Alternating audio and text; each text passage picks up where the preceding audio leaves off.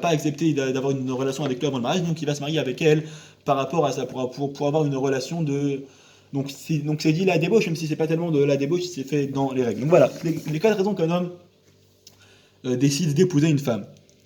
Maintenant, il y a le Rav Citru qui inverse ce midrash-là et qui te dit que aussi pour ces 4 raisons, un homme peut décider de ne pas épouser une femme. Pour ces 4 raisons, que des fois, il y a un homme qui va se dire pour les Shem Shamaim, pour le nom du ciel, je vais pas épouser cette femme-là. Parce qu'il va dire je pense pas qu'elle soit assez religieuse pour moi, ou non, je veux rester encore étudier quelques années à la Torah, étudier la Torah, si je vais marier, je vais moins avoir de temps pour étudier la Torah, de ça. Donc pour une raison de l'Echem Shamaim, entre guillemets, il va pas se marier.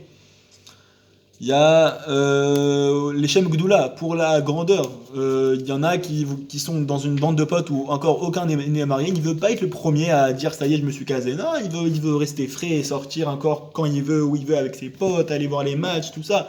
Bon, les Shem Gdoula, pour sa grandeur personnelle à lui, ne pas dire ça y est, je suis emprisonné, mais voilà, regardez, moi aussi je suis encore un célibataire, je suis frais et tout ça. Pour sa grandeur, il ne va pas se marier. Troisième raison, comme on a dit tout à l'heure, pour le confort et pour l'argent. Sauf que là, c'est l'inverse. Quelqu'un qui va pas se marier, il va dire un mariage, ça coûte cher. Ensuite, il faut payer une maison, un loyer. Et ensuite, si on s'arrive qu'on a des enfants, voilà, je pense pas avoir encore la situation financière nécessaire pour me marier et tout ça. Donc, il va pas épouser une femme par rapport à l'argent. Et la 4e raison, on avait dit par rapport à la débauche. Donc là, il va pas épouser une femme par rapport à la débauche. Pas parce qu'il va se dire, bon bah, si j'épouse une femme, je marie, quand je lui dis oui, je veux te prendre pour épouse, bah, je dis que je ne peux plus prendre pour épouse toutes les autres femmes. Donc, une telle personne va ne pas vouloir se marier parce que voilà, il va vouloir, entre guillemets, kiffer sa vie et il va se permettre lui-même d'aller, tant que je suis pas marié, je peux faire toutes les bêtises que je veux avec toutes les autres femmes. Je dis bien, il va se permettre lui-même parce que la Torah ne lui permet en aucun cas. Donc, ça, c'est les 4 raisons. Pourquoi un homme va se marier ou les mêmes 4 raisons pour lesquelles il ne va pas se marier. Là, on va essayer d'étudier un petit peu ces raisons. Les Shem Znout, quelqu'un qui va se marier parce que pour avoir un plaisir, parce qu'il dit celle-là je la trouve trop jolie, il faut que je me marie avec elle, comme ça je pourrais avoir des relations avec elle, tout ça, ou quelqu'un qui va dire j'en peux plus de contenir mon mauvais penchant, je veux avoir une relation, je vais me marier pour ça. Ça va avoir des conséquences. Ça va avoir des conséquences sur les enfants. C'est pour ça que j'ai dit tout à l'heure, se poser les bonnes questions pourquoi on veut se marier.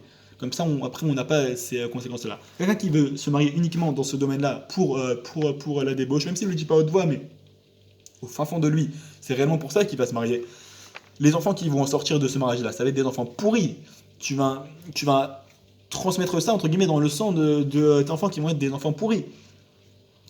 Alors qu'à l'inverse, quelqu'un qui va se marier les Shem Shamaim pour dire je me marie pour faire la mitzvah que Dieu m'a ordonné de me marier et pour construire un foyer juif dans le peuple d'Israël et pour accomplir la mitzvah d'avoir des enfants. Ces enfants, automatiquement, ils vont avoir des bonnes mitzvahs, des bons traits de caractère, ça va devenir des grands du peuple.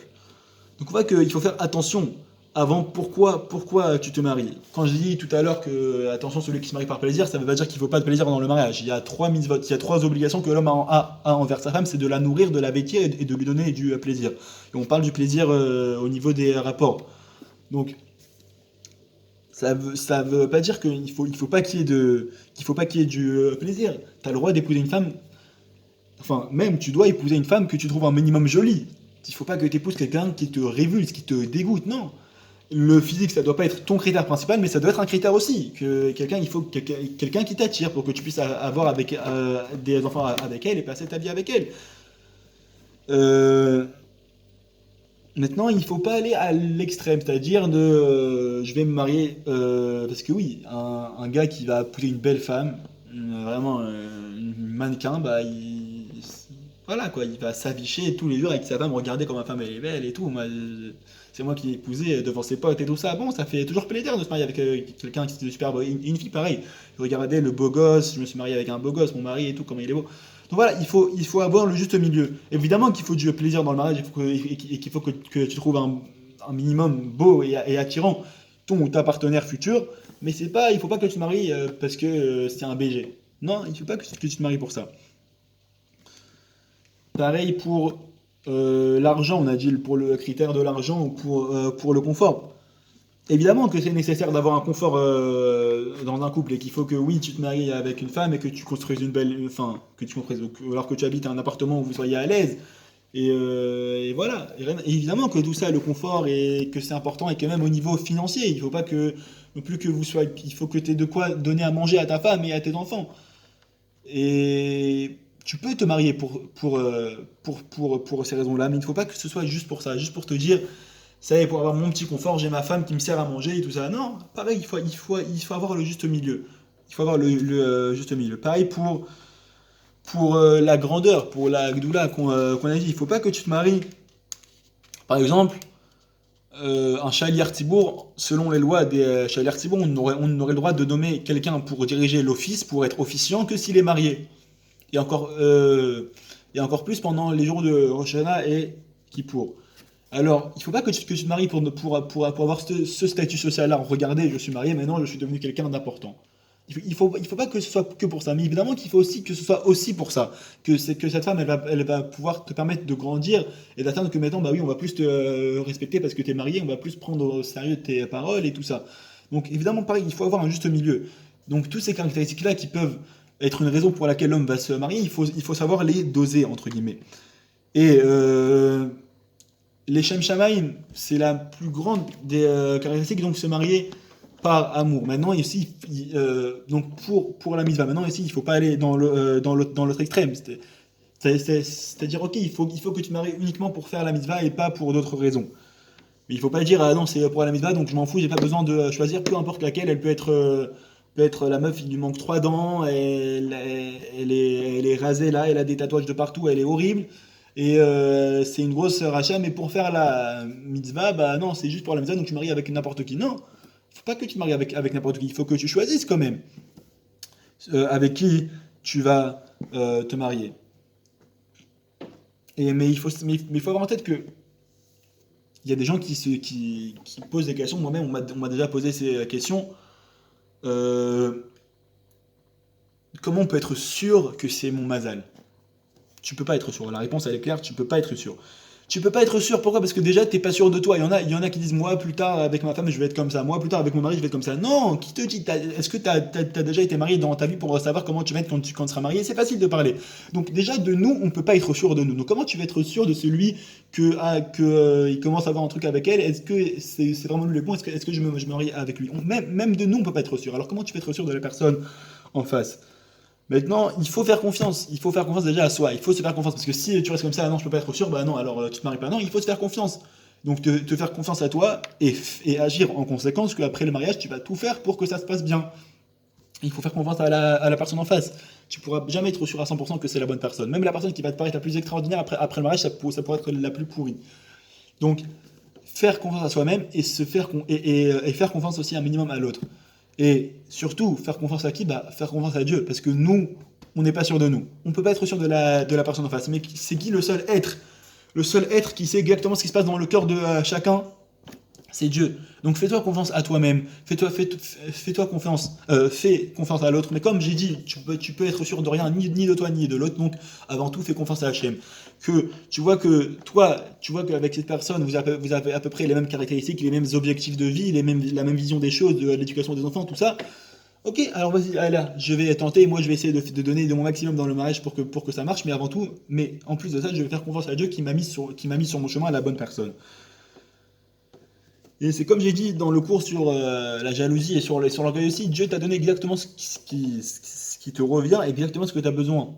Donc, si tu te maries avec telle personne, ou alors que Dieu t'a mis telle personne sur ton chemin, il ne faut pas que tu te dises, ah peut-être que j'aurais pu trouver mieux. Non, il faut que tu te dises que Dieu t'a mis exactement ce que tu avais besoin.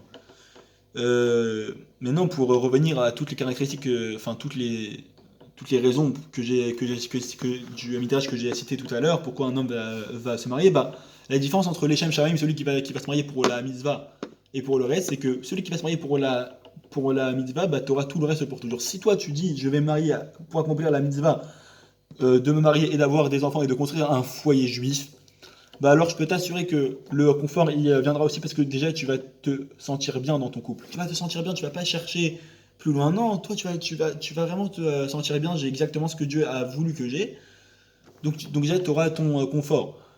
Ta grandeur tu l'auras. Tu dis parce que pour toi ta femme ça sera la meilleure. Donc tu vas dire voilà j'ai atteint ce statut-là grâce à ma femme que j'ai une super femme. Et tu auras aussi le plaisir si vraiment tu fais ces choses pour la mitzvah. Alors tu auras aussi le plaisir qui viendra avec quand tu auras des relations avec la femme et que tu vas trouver du coup que ta femme ça va être la plus belle, que chaque relation que tu auras avec ta femme ça sera la plus extraordinaire. Maintenant, et ça, toutes ces caractéristiques-là, si tu fais les Shem Shamaim, toutes ces caractéristiques-là vont durer pour toujours. Maintenant, si toi tu te maries juste pour une de ces trois autres caractéristiques, ça va marcher au début, mais ça va être temporaire. La grandeur, ok, au début, ça va te faire, ça y est, regardez, je suis marié, mais au final, tout le monde va voir que ton couple, il est pas ouf. Parce que tu es marié uniquement pour la grandeur, donc ton couple, il va pas être si heureux que ça. Donc, déjà, ça va te partir.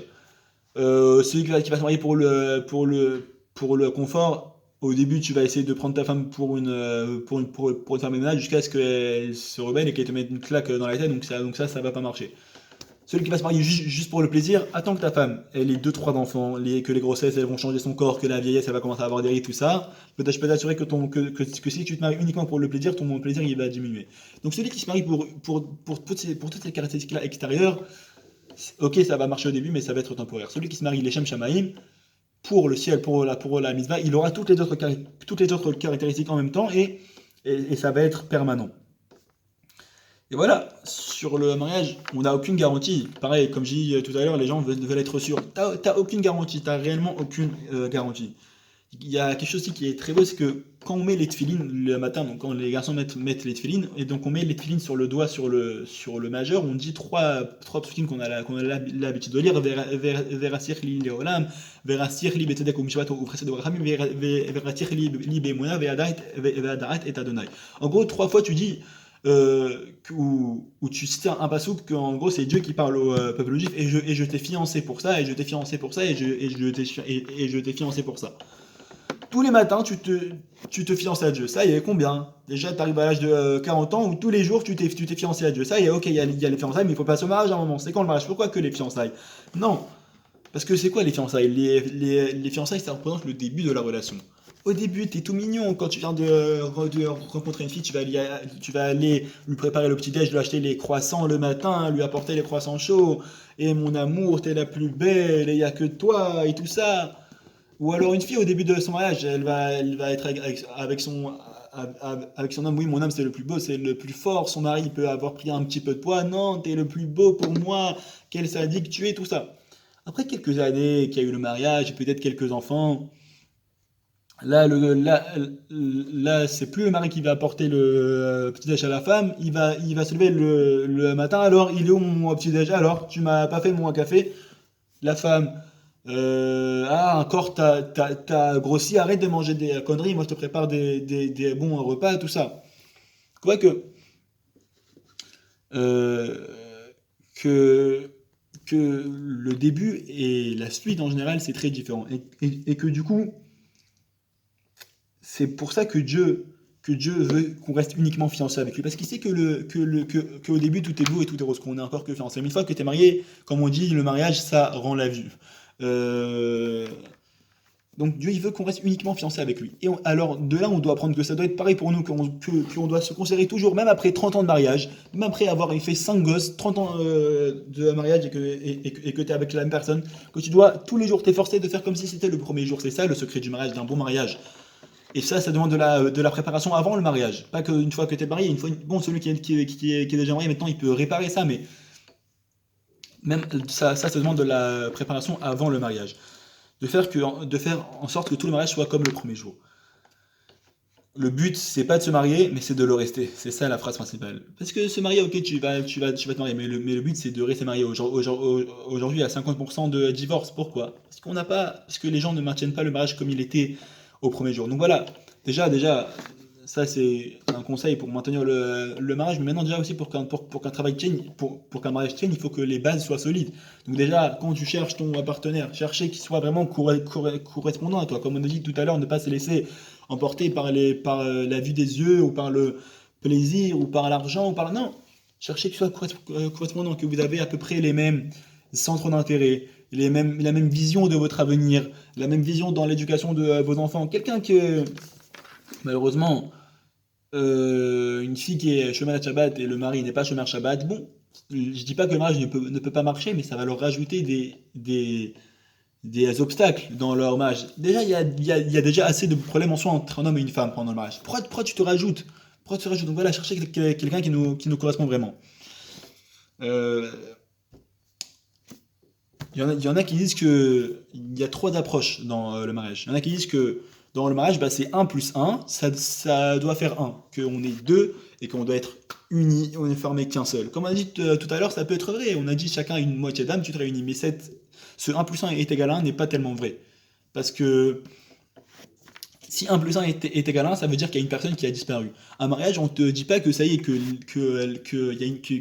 y a une des deux personnes qui doit disparaître. Non, chacune des deux personnes doit garder ses, ses caractéristiques, apporter avec lui toutes ses qualités, toutes ses valeurs, et chacune, ensemble, ils vont additionner leurs valeurs. Mais donc, ne pas dire, ah non, ça y est, on est devenu une seule personne, tout ça. Non, parce que ça veut dire qu'il y a une personne avec sa valeur qui a disparu. Et ça pourra pas tenir.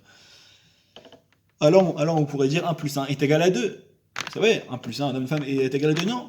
Pourquoi? Parce que 2 c'est la dualité. 2 ça veut dire il y a un et un autre. C'est un en face de l'autre. Donc c'est la dualité. Donc non, ça ne pourra pas marcher, il y aura des conflits. Il faut dire un plus un est égal à 3. Un plus un est égal à 3, il y a toi, il y a ta femme et il y a Dieu. Dans la conception d'un enfant, on dit que l'homme amène tout ce qui est blanc, c'est-à-dire les os et tout ça. La femme amène tout ce qui est rouge, le sang, tout ça. Et Dieu amène l'âme, l'aneshama. Un plus un est égal à 3. Un mariage, ça doit être ça. Savoir que c'est pas que toi et ta femme qui a Dieu qui réside. Et donc se comporter dans ton mariage avec la présence de Dieu. Et donc voilà, il faut être objectif quand tu vas chercher la personne. Est-ce que vraiment cette personne-là va t'aider à construire un foyer juif selon tes idéaux et selon les idéaux de la Torah? C'est pour ça que le chemin Negia, encore une fois, j'insiste sur ça, ça aide énormément à ça. Parce que quand tu touches pas une personne, ton jugement ne va pas être faussé. Tu vas être sûr que c'est pas pour son physique ou pour le plaisir qu'elle te procure quand tu la touches que tu vas te marier avec elle, mais uniquement pour sa vraie personnalité et pour toutes ses qualités et ses défauts. Mais déjà, il faut, avant de chercher qui nous correspond, il faut déjà savoir qui est nous-mêmes. Un des grands mots de notre siècle et qui fait qu'il y a beaucoup de problèmes de gens qui essayent de se marier, qui cherchent et qui trouvent pas, c'est qu'on ne sait pas qui on est nous-mêmes. On cherche quelque chose qui nous correspond, mais il faut déjà qu'on sache qui nous sommes nous-mêmes. Une fois qu'on saura qui nous sommes nous-mêmes, alors là, on pourra chercher quelque chose qui nous correspond à notre nous, à notre nous qu'on s'est trouvé et qu'on s'est découvert. Donc voilà, déjà, ceux qui cherchent le mariage, déjà se poser la question qui je suis, comment je vois mon foyer plus tard moi-même. C'est quoi mes valeurs? Est-ce que vraiment je fais des efforts pour avancer ou est-ce que je suis plutôt quelqu'un qui stagne? Voilà, savoir qui on est nous-mêmes et ensuite on pourra trouver la personne qui nous correspond. Et il faut faire ça avant le mariage parce que parce que avant le mariage, t'as encore le choix. Si tu fais pas ce travail-là avant le mariage, tu seras obligé de le faire à un moment au mariage, ou que certains appellent ça la crise de la quarantaine, de te dire, mais à un moment, un matin, tu vas te réveiller, et tu vas dire, mais qu'est-ce que je fais avec telle personne? Mais moi, qui je suis vraiment? Donc faire ce travail-là avant le mariage. Et aussi, il y a celui qui cherche son zivoug, il y a l'importance de la prière, évidemment, comme tout, quand tu désires quelque chose, la prière à Dieu. Dieu, il aime nos prières, demander à Dieu. Donc toi, tu fais les efforts de ton côté, mais il faut allier ça avec la prière, réellement. Ne pas repousser les mariages. C'est vraiment quelque chose qui est très déconseillé, parfois même dans certains cas interdit de repousser les mariages. Et il faut savoir que euh, ton zivoug, en fait, dans cette vie, en fait, vous êtes les réincarnations d'un zivoug qui avait avant. C'est pas Stam, une personne que tu vas rencontrer. En fait, c'est les mêmes deux âmes, entre guillemets, qui vont se retrouver dans plusieurs vies et que à chaque vie, ils vont se retrouver dans notre corps et tout ça. Que tout ça, c'est des réincarnations. C'est pas pour rien que ta mère, elle t'a éduqué, elle t'a fait tous les shabbats en couscous boulet, ta Dafina, elle t'a fait kiffer, elle t'a mis comme le roi. Non, mon fils, tu te lèves pas du canapé, mon fils c'est le roi. Et vraiment, elle t'a mis au top. Pendant toute ton enfance, elle t'a apporté tout ce que tu voulais. Et à l'âge de 20 ans, là, tu vas voir une fille, une misroba, comme ça, tu vas voir, et tu vas avoir des yeux que pour elle. des yeux que pour elle, et que dans la majorité des cas, s'il y a des histoires et que la fille va te dire c'est soit moi, soit ta mère, tu vas choisir la fille. Ta mère, elle t'a élevé pendant 20 ans, et elle, ça y est, tu l'as rencontrée, qu'est-ce qui se passe? Qu'est-ce qui se passe que ça y est, maintenant, c'est que elle? Et ben, comme j'ai dit, c'est les réincarnations. Quel est le miroir de l'âme? On dit quelle est la porte de l'âme? C'est les yeux. La porte de l'âme dans le corps, c'est les yeux. Donc quand tes yeux vont voir cette personne-là en face et vont voir ton zivouk, en fait, ils vont voir la réincarnation de la personne que de ton zivouk du Gilgul d'avant, de la réincarnation d'avant et de la réincarnation encore d'avant et encore d'avant. Donc c'est pour ça qu'en vrai, cette personne-là, ok, ta mère, tu la connais peut-être depuis 20 ans, mais cette personne-là, tu la connais depuis plusieurs vies. C'est pour ça que tu vas plus être attiré par elle. Voilà, c'est l'importance de se marier tôt aussi. Déjà pour s'éviter plusieurs fautes. Et voilà, dans les Perkavot, il y a écrit Benchmona Israël Achoupa. À 18 ans, tu es en âge de te marier. Donc évidemment, qu'on a plus ce niveau aujourd'hui, mais ne pas repousser, voilà, peut-être 20 ans déjà, ça serait, euh, ça serait un bon âge pour se marier parce que plus tu repousses et plus tu auras des doutes et plus tu risques de passer à côté de ton zivoug. Il y en a qui disent ah non, moi je veux pas me marier maintenant, je veux finir mes études d'abord, ou alors non, je me sens pas prête. Si Dieu il décide de t'envoyer ton mazal pendant cette période-là où toi tu le refuses, et qu'après cette période-là tu viens et tu demandes à Dieu, ah ça y est maintenant je suis prêt, s'il te plaît Dieu envoie-moi mon mazal. Dieu il va te le dire mais espèce de hmar, je te l'ai déjà envoyé, mais toi t'as dit ah non je suis pas prêt. Non, c'est pas toi qui décide. Dieu quand il décide de te l'envoyer, il te l'envoie. Tu peux pas dire ah non pas maintenant Dieu, mais maintenant c'est bon. Non. Dieu, quand il décide de te l'envoyer, il te l'envoie. Donc ne jamais dire ah non, pas maintenant, après. Non. Dès l'âge de 18 ans, tu es en âge de te marier. Si tu rencontres ton zivouk, ça y est. On voit que le mariage c'est quelque chose de très très important. Il y a Isével. Si vous voulez, il y avait le roi Achav qui était un des rois d'Israël, un des rois du royaume d'Israël. C'était un des pires rois que le royaume d'Israël n'a jamais connu. Il a tué les gens qui voulaient aller au temple. Il a fait faire de la vodazara, de l'idolâtrie à tout le peuple juif. Il a tué des prophètes.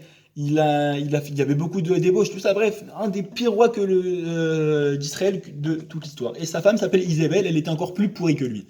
Maintenant, Isével, le prophète Eliyahu Hanavi l'a maudit donc, par prophétie, qu'en gros, elle devait mourir en se faisant dévorer par les chiens.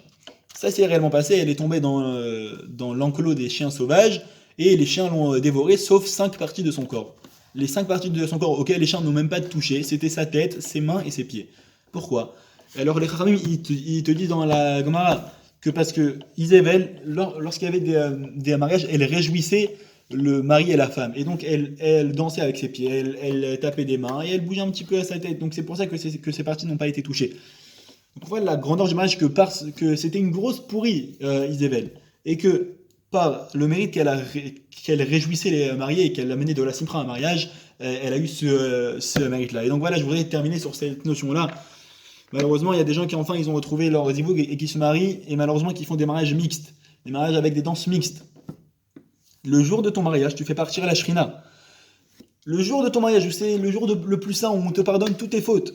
Dieu vient résider avec toi dans ton mariage, mais Dieu il voit des danses mixtes. Dieu il ne va pas résider dans des danses mixtes. Pourquoi? Parce que c'est interdit. Les danses mixtes, c'est complètement interdit. C'est appelé de la débauche. Dieu il voit de la débauche. Il ne peut pas résider à un endroit où il y a de la débauche. Donc toi-même, le jour de ton mariage, tu vas être au top de la sainteté. Dieu va résider avec toi. Et là, au moment où tu vas commencer à construire ton foyer, danse mixte. Tu fais partir la shrina de ton couple direct. Tu viens d'être marié, la shrina, la présence divine part de ton couple. Voilà, c'est forcé vraiment ça. Les tables mixtes, à la limite, c'est permis. C'est pas conseillé, mais c'est permis. Les tables mixtes, mais que les danses, qu'il mérite ça, une séparation, que les danses soient totalement séparées du début à la fin, pas comme ceux qui font aller. Les 3 premières danses sont faites séparées, et à la fin du mariage, ça y est, ça part en boîte de nuit. Non, tu fais partir la shrina le jour de ton mariage, tu fais partir la présence divine de ton couple. Se rendre compte de ça. Donc voilà, travailler aussi sur ça. Voilà, c'est un cours assez riche et assez. J'espère que je suis pas trop parti dans tous les sens. J'espère que chacun a pu prendre des choses. Que si je veux que tous ceux qui cherchent leur mazal puissent le trouver rapidement et que on se porte tous de construire un foyer juif dans le Ham Israël et que par ce mérite-là, Dieu nous envoie la venue du Mashiach. Bekarov et Rev Tov. Merci à tous.